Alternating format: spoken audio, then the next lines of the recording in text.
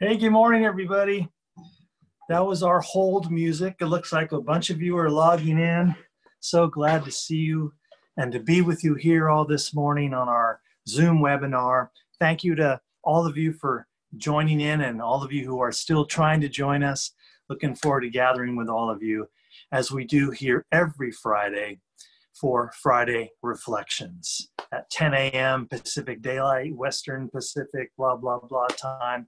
I just know where I am. I don't know where you are. Hopefully we have people checking in from all kinds of time zones all over the place. That's what's wonderful about this new way of gathering from our homes through these devices together, and just to share some thoughts and some contemplation and some questions and some of our problems and some of our reflections around those problems and challenges.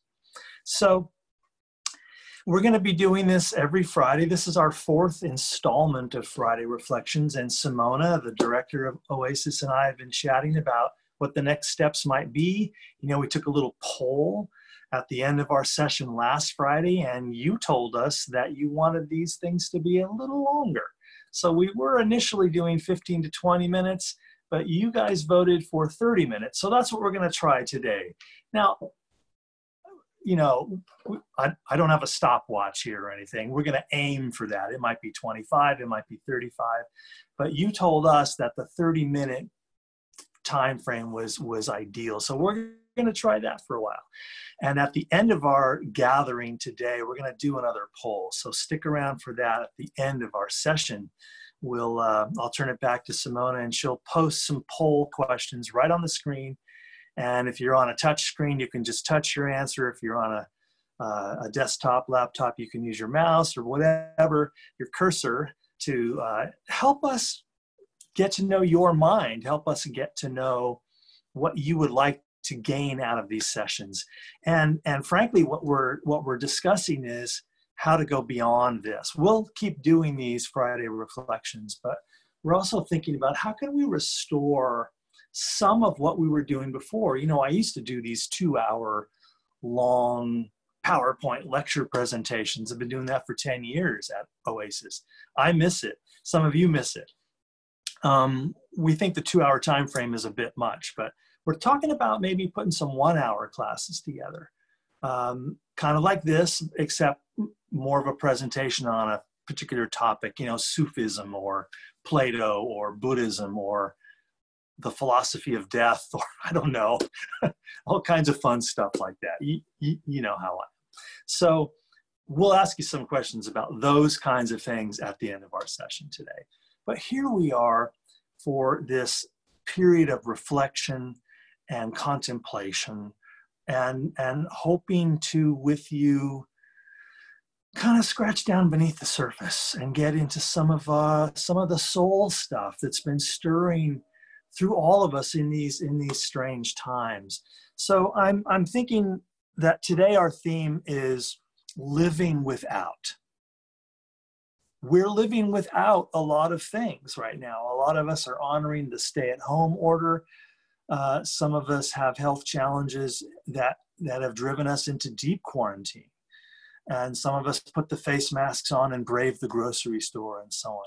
But clearly, there is an enormous global cultural shift that we are in the middle of, and we're too close to it still to be able to pontificate on all of its meanings.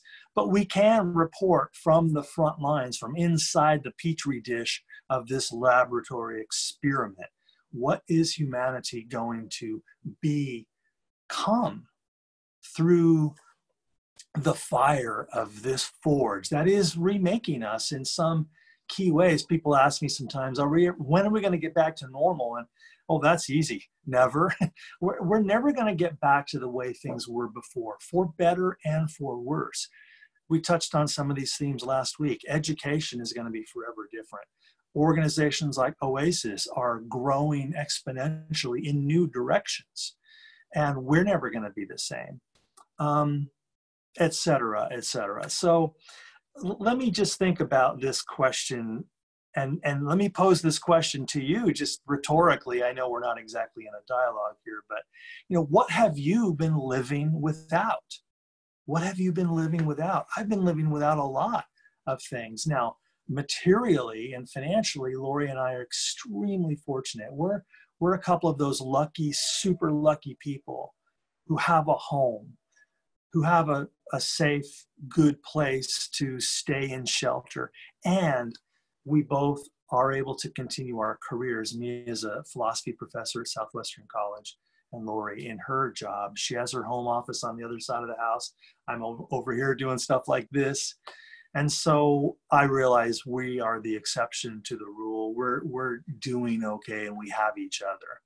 But a lot of people are facing much more difficult abstinence. Maybe you live alone, and it's been, as many people do. And normally that's a kind of a advantage, right? Your own schedule, your own stuff, and the bathroom's always available, and the dishes are manageable and so on. There's a lot of advantages to living alone, but I hear from so many of my solo friends right now, this is tough. And not being able to just hang out with friends. You know, your big thrill is going grocery shopping. And so some of us are doing without companionship. Some of us are living without income.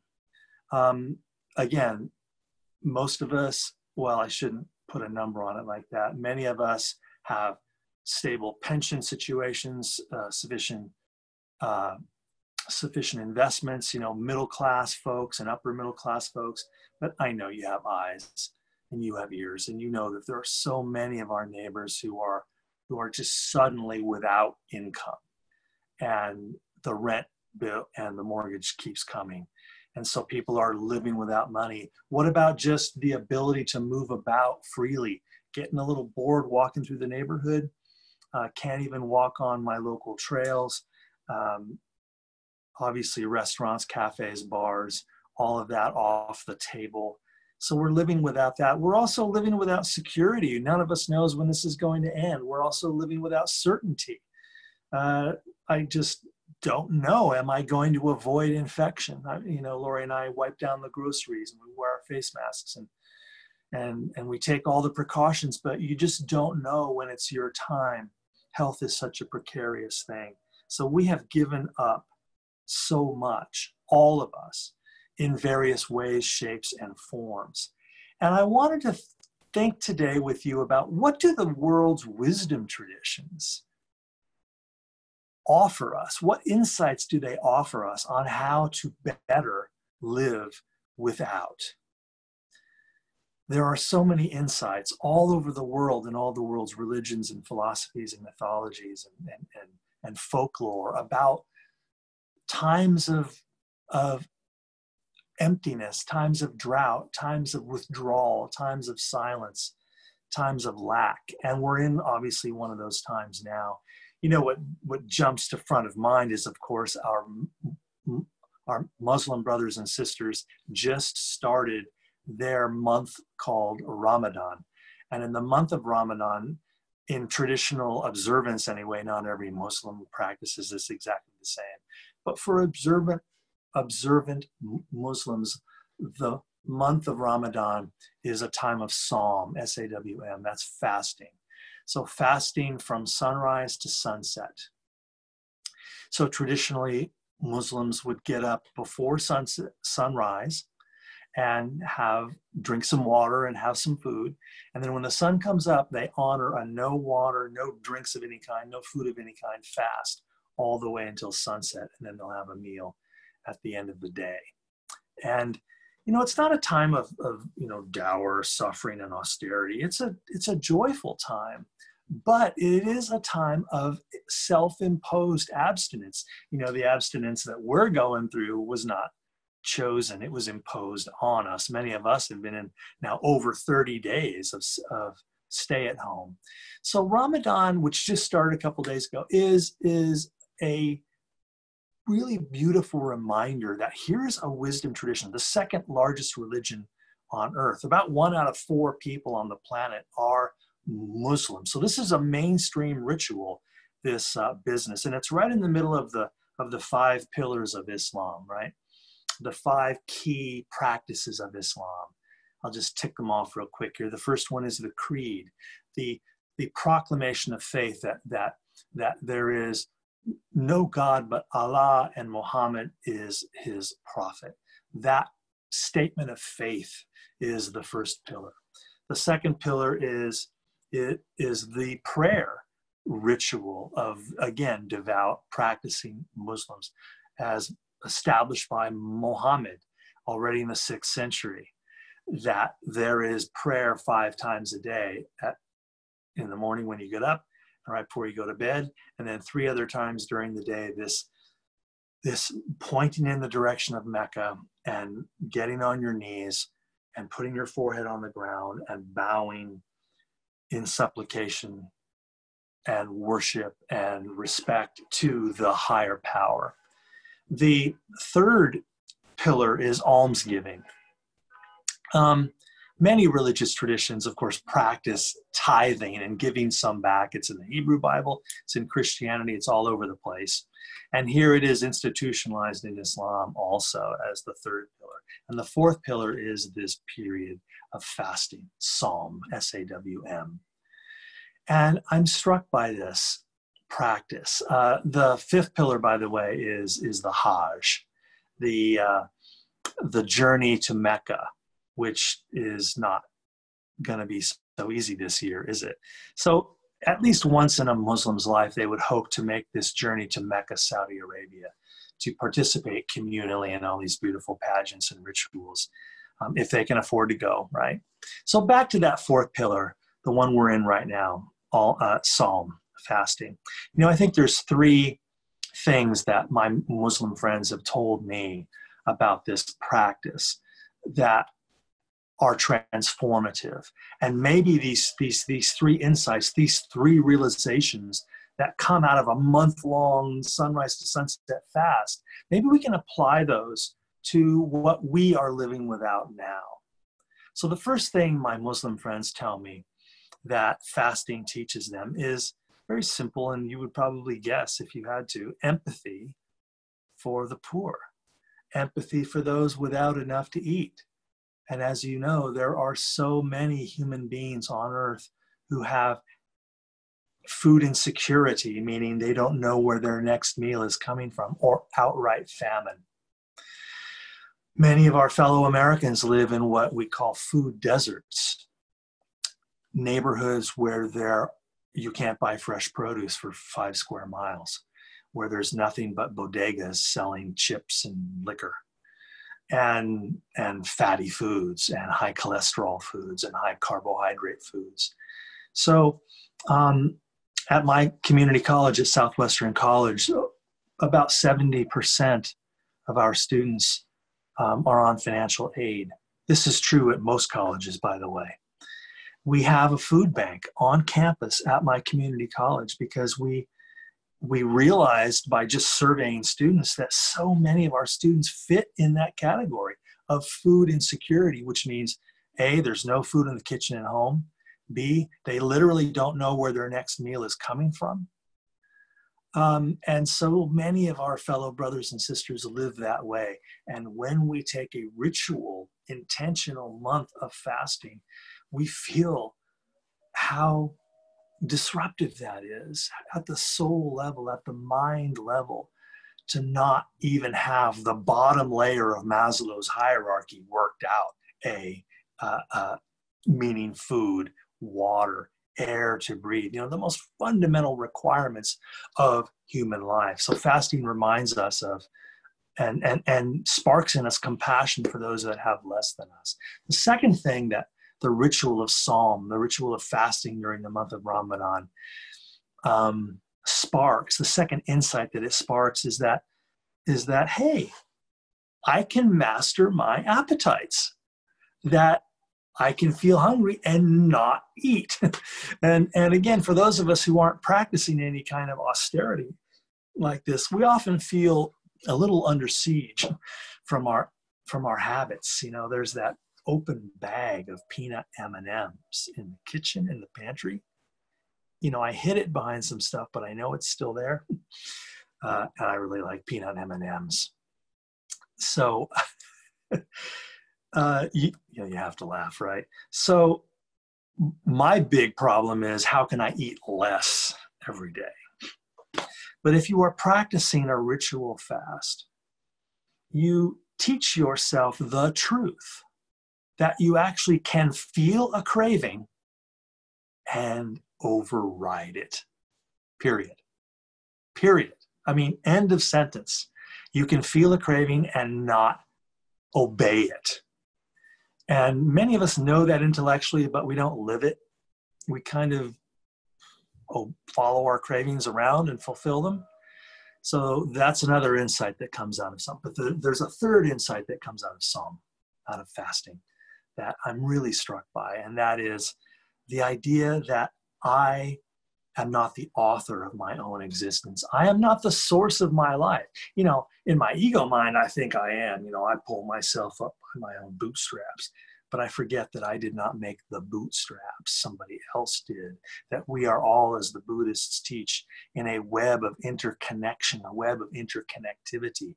The entire natural world, this wafer-thin, breathable atmosphere on this beautiful planet, that the water that I drink, the food that I eat, which is embodied sunlight. I don't make any of that. And in Hinduism, we talk about this when we discuss the concept of dharma, that we are supported by the cosmos, or in a theistic system like Islam, you would say it differently. You would say we are supported by Allah, by God. And Allah is just Arabic for God. And so I don't make food. I wouldn't know how. I don't know how to make water, how to make air. You know, I am given all of this fuel and deliciousness and beauty. And when I intentionally fast, I am driven into the concrete realization that something outside of me, something bigger than me, is making me, is the source of me. And I understand me in a different way, not as a little atomized ego in a bag of meat walking around making stuff happen, but as part and parcel of the mystery of God.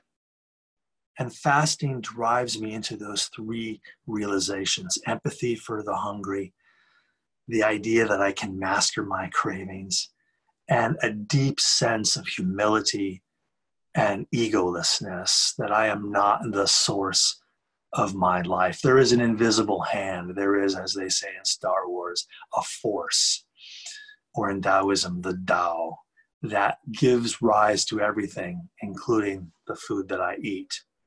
And we can call this grace. We can call it dharma, but we need to consider that it is not coming from my cleverness, my machinations, my agenda, or my intellect. It's not coming from any of those things.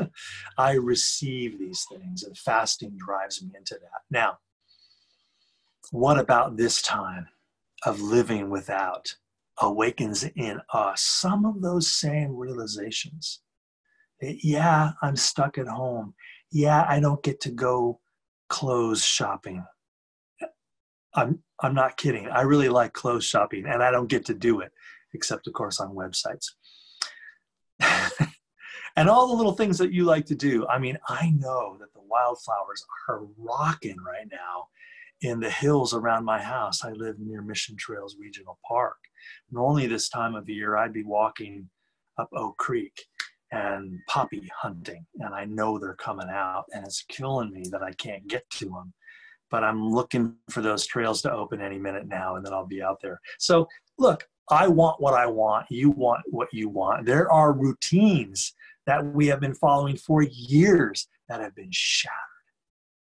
And so I'm having to renegotiate my relationship with my desires, with my wants, with my agenda, with my plans. I don't get to choose to do what I want to do.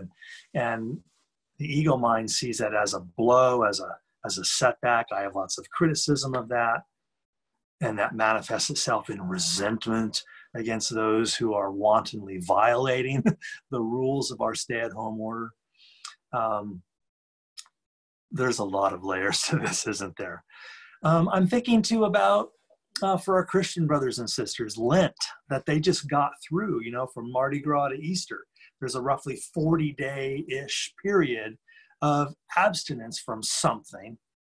And those who practice Lent experience, I think, something analogous to those who practice Ramadan, and that is kind of pulling back from simply slavishly serving my desires and allowing myself to perceive how I am supported in other ways by giving up something that I want, and thereby perhaps arriving at that same insight of how I am much more free from my cravings than I think I am.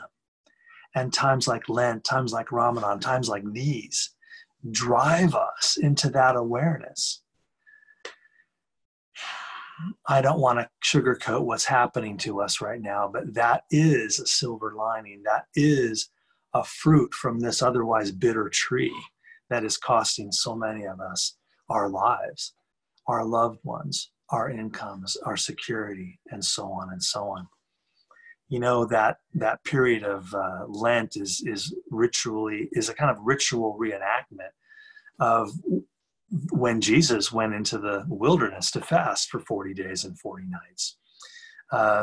Couple of the Gospels tell us that when Jesus was baptized by John the Baptist and the Father said, "You are my Son in whom I am well pleased," he went off into the wilderness and he fasted for 40 days and 40 nights. That's dangerous, by the way. But the Gospels tell us that he saw Satan, that a demon came to him to tempt him and give him 3 temptations. This is right out of the archetype list of all world mythologies.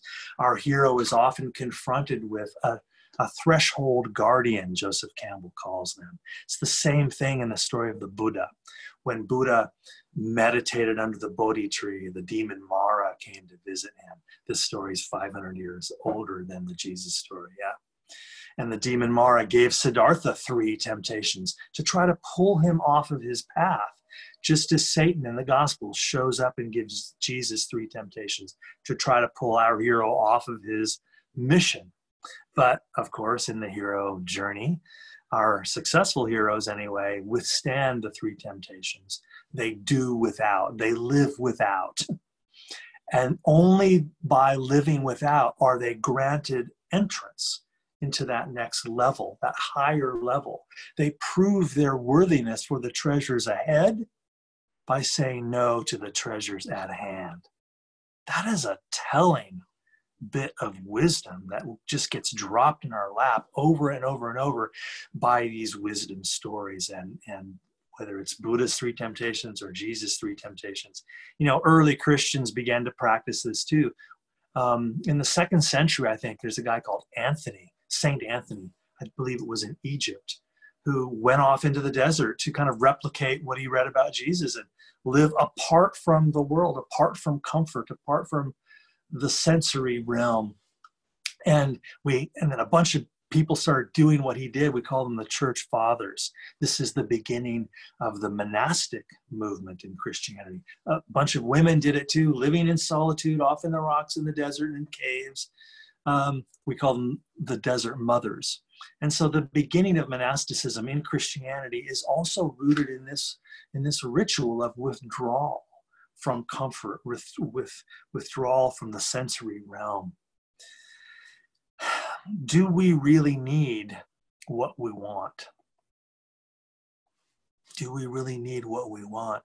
Or is it good for us? Is our time of living without a window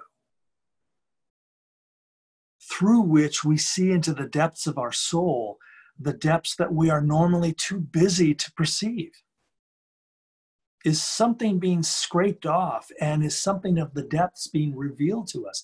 And I'm telling you, it ain't always pretty what is being revealed to us. Some of us are pretty miserable, and we're having to confront that, boy, when you strip away my lunch with my friends and my shopping and my money spending and me getting what I want all the time, when you take all that away, I'm kind of a wretch. I'm kind of a wreck. and you're forced, aren't you, to confront, what are my values? What really matters? Again, nothing wrong with lunch with friends and shopping and spending money. I'm not preaching asceticism. And by the way, neither did Buddha, neither did Jesus, neither did Krishna.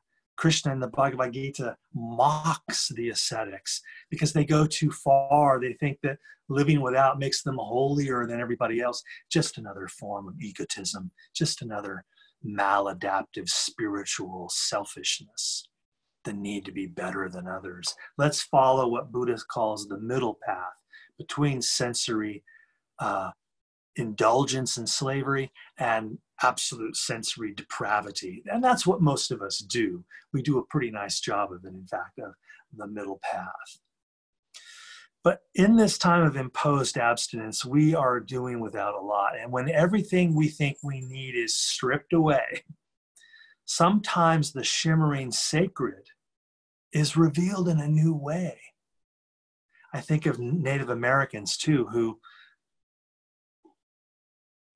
in some tribes practice vision quests and send young men and women out away from the comfort of family, away from loved ones, away from the food source, away from water, out into the wilderness, out into the desert to go through a kind of ordeal. And in that ordeal, something sacred is revealed. Speaking of revealing the sacred, I want to share with you a poem from a lovely, lovely book called The Gift. It's the collected poems of Hafiz, translated in this case by the wonderful Daniel Ladinsky. So Hafiz, that's a name he took for himself.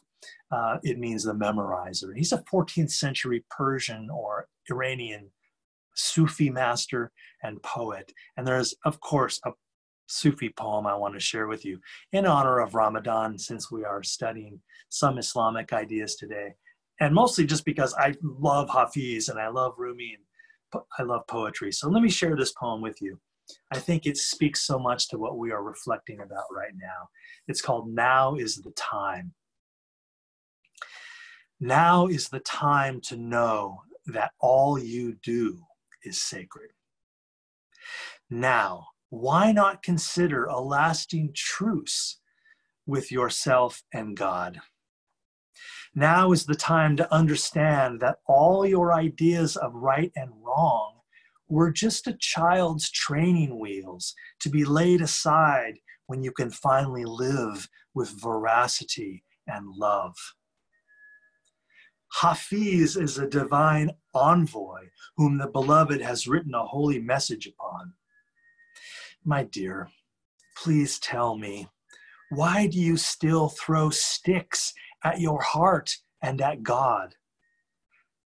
What is it in that sweet voice inside that incites you to fear? Now is the time for the world to know that every thought and action is sacred. This is the time for you to deeply compute the impossibility that there is anything but grace. Now is the season to know that everything you do is sacred. Hafiz. So in this time of imposed involuntary hermitage, where we are all hermits now, we have a rare opportunity to see the world with new eyes, to see one another with new eyes, and to see ourselves with new eyes. Maybe our conveniences were weakening us. Maybe our comforts were killing us. In the face of all that we have lost, all we are living without, maybe it is time to make the shift to living within.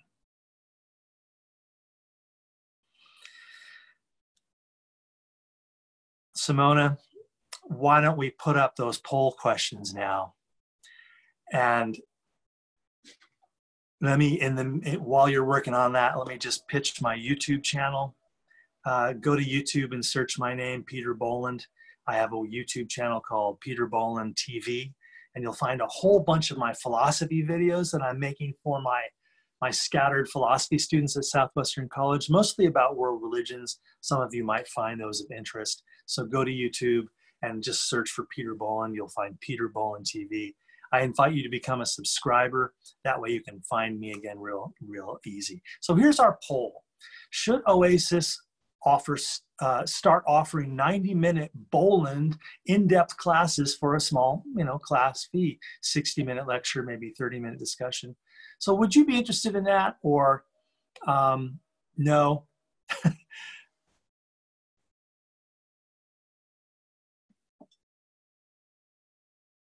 I'll let you do this on your own time. I won't read them out loud. That's a mistake, because some of you are already done with the poll and some of you are still working on it. We're going to leave this up. Just go scroll through and answer these questions if you don't mind. It really helps us. And while you're taking the poll, I'll just play a little guitar.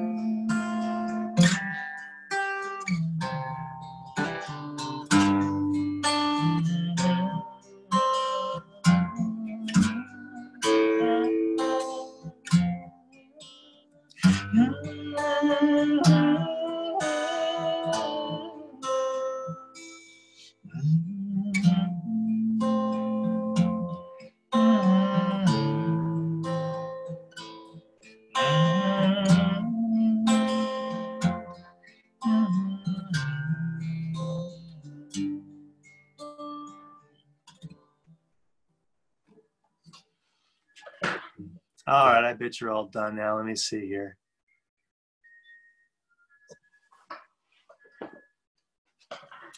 So as soon as we get these polling results, we're going to put those up on the screen as well. And then you can all see what y'all just decided. And then Simone and I will ignore that and do whatever we want. No, just kidding. We will absolutely take you. We always do. All these feedback polls that we've done through the years used to be on paper, then it was email, and now we're doing this cool stuff. We absolutely design and build programs around your feedback, so it's essential. Oh, we got some numbers. Okay, so yes, I would like that. There's a majority there, so we'll explore that. And no, 30-minute reflection is what I enjoy most. Those of you, well, we're not saying one or the other, right? We're going to do both. And then I'm not sure. I'm always not sure. I really resonate with you not sure people. Or maybe you just brushed up and voted for that one by accident. Let me look at the second question here. Oh, this is a topic vote. Okay, pretty heavily toward the 4 agreements. And Kabbalah, Jewish mysticism, a little less on Islamic mysticism, and Jesus and the Gospel of Thomas on the bottom there. So thank you for helping us rank those topics as well. Very good. Appreciate that. All right. So let me get ready to wrap up here. Just make a few closing remarks. Next time, next Friday, right here in the same place, same Zoom link and meeting number and password. You've got that now. If you're here, you've got it. So save that. Next Friday, log in 10 minutes or so till 10. You'll get to hear me playing my guitar hold music, and then we'll jump into our topic for next Friday's Friday Reflections, and that topic is letting go. And we'll think more about what we learn from the world's wisdom traditions about what in Hinduism we call renunciation or letting go. So look at that. We went 34 minutes or so. I'll try to hit 30 a little more accurately in the future, but you know how I do get carried away. Listen, filled with gratitude for all of you who came by today and shared your presence with the rest of us. And these aren't just screens anymore, are they? Yeah, something wonderful can happen here if we build it. So thanks for helping us build it, and have a wonderful weekend. Enjoy this hot day, and I'll see y'all next Friday.